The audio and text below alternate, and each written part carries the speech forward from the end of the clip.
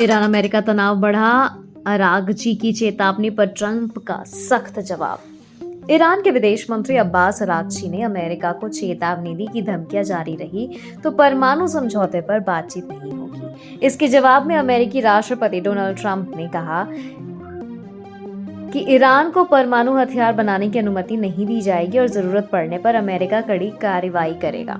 वहीं हॉर्मुज जलमर्दु मध्य में एक टैंकर पर हमले के बाद क्षेत्र में तनाव और बढ़ गया है। कतर ने इस हमले की निंदा करते हुए इसे अंतर्राष्ट्रीय नौवहन और वैश्विक ऊर्जा सुरक्षा के लिए गंभीर खतरा बताया। तमिलनाडु में टीएसएमआक कर्मचारियों की सैलरी 25% बढ़ी। तमिलनाडु सरकार के राज्य संचालित तस्माक शराब दुकानों के कर्मचारियों की सैलरी में 25% बढ़ोतरी का ऐलान किया गया है। पिछले 20 वर्षों में पहली बार हुई इस बढ़ोतरी का उद्देश्य भ्रष्टाचार पर रोक लगाना और ग्राहकों से तय कीमत से अधिक वसूली रोकना है। सरकार का मानना है कि बेहतर वेतन से जवाबदेही बढ़ेगी। इससे पहले सरकार ने पूजा स्थलों, स्कूलों और बस स्टैंड के 500 मीटर दायरे में स्थित 717 तस्माक दुकानों को बंद करने का भी फैसला लिया है। इस्तीफे के बाद चंपत राय का राम भक्तों का संदेश, बोले जल्द सामने आएगा पूरा सच। राम मंदिर चढ़ावा चोरी मामले में इस्तीफा देने के बाद पूर्व महासचिव चंपत राय ने राम भक्तों के नाम पर पत्र लिखकर कहा कि उन पर कोई अनुचित आरोप लगाए गए हैं, लेकिन उन्होंने फिलहाल मौन रखा है। उन्होंने भरोसा दिलाया कि एसआईटी की अंतिम रिपोर्ट आने के बाद सभी आरोपों का क्रमवार जवाब देंगे और पूरा सच सामने आएगा। चंपत राय ने कहा कि उनका 45 वर्षों का सार्वजनिक जीवन खुली किताब की तरह रहा है और सत्य जल्द सबके सामने होगा। असम रोड रेज केस पर सख्त हुए हेमंत बिस्वा शर्मा। असम के मुख्यमंत्री हेमंत बिस्वा शर्मा ने गुवाहाटी रोड रेज मामले पर कहा कि राज्य में ऐसी घटनाओं को बिल्कुल बर्दाश्त नहीं किया जाएगा और दोषियों के खिलाफ सख्त कार्रवाई होगी। उन्होंने यह भी स्पष्ट किया कि मुख्य आरोपी अभिलाष दत्ता का बीजेपी से कोई संबंध नहीं है।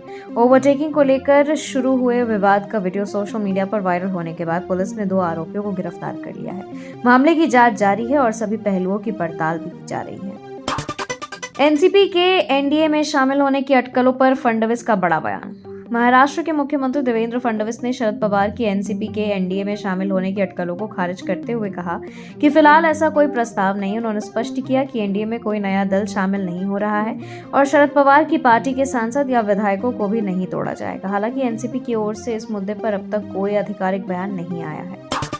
महाराष्ट्र में डांस बारों पर सख्ती, सरकार लाई नया बिल। महाराष्ट्र सरकार ने विधानसभा में नया बिल पेश कर डांस बारों से जुड़ी कानूनी खामियों को खत्म करने की पहल की है।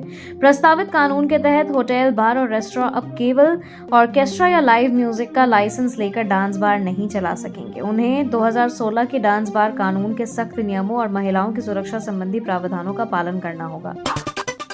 प्रतापगढ़ में विपक्ष पर बरसे सीएम योगी, वक्फ और राम मंदिर पर उठाए सवाल। प्रतापगढ़ में मुख्यमंत्री योगी आदित्यनाथ ने कांग्रेस और समाजवादी पार्टी पर तीखा हमला बोलते हुए कहा कि राम मंदिर और वक्फ जैसे मुद्दों पर विपक्ष दोहरा रवैया अपनाता है। उन्होंने आरोप लगाया कि वक्फ के नाम पर हुई कथित गड़बड़ियों पर विपक्ष चुप रहता है, जबकि अयोध्या मामले में राजनीति करता है।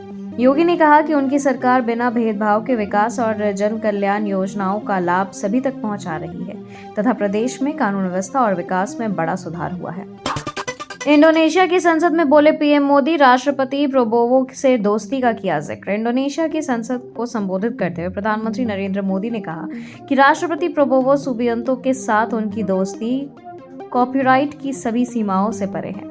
उन्होंने कहा कि भारत और इंडोनेशिया के बीच समुद्री दूरी नहीं बल्कि साझा भविष्य का पुल है।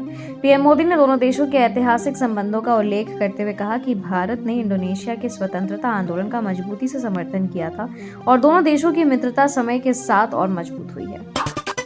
E20 पेट्रोल पर गडकरी की चुनौती, बोले नुकसान हुई, एक भी कार दिखाइए। केंद्रीय मंत्री नितिन गडकरी ने E20 पेट्रोल को लेकर उठ रहे सवालों को खारिज करते हुए कहा कि अब तक ऐसा एक भी मामला सामने नहीं आया जिसमें इससे किसी कार को नुकसान हुआ हो। उन्होंने कहा कि E20 के खिलाफ भ्रामक दावे किए जा रहे हैं। गडकरी के मुताबिक 20% एथेनॉल मिश्रण से कच्चे तेल का आयात घटेगा, प्रदूषण कम होगा और किसानों की आय बढ़ेगी। उन्होंने बताया कि सरकार अब E85, E100 और अन्य वैकल्पिक ईंधनों को भी बढ़ावा देने की तैयारी कर रही है।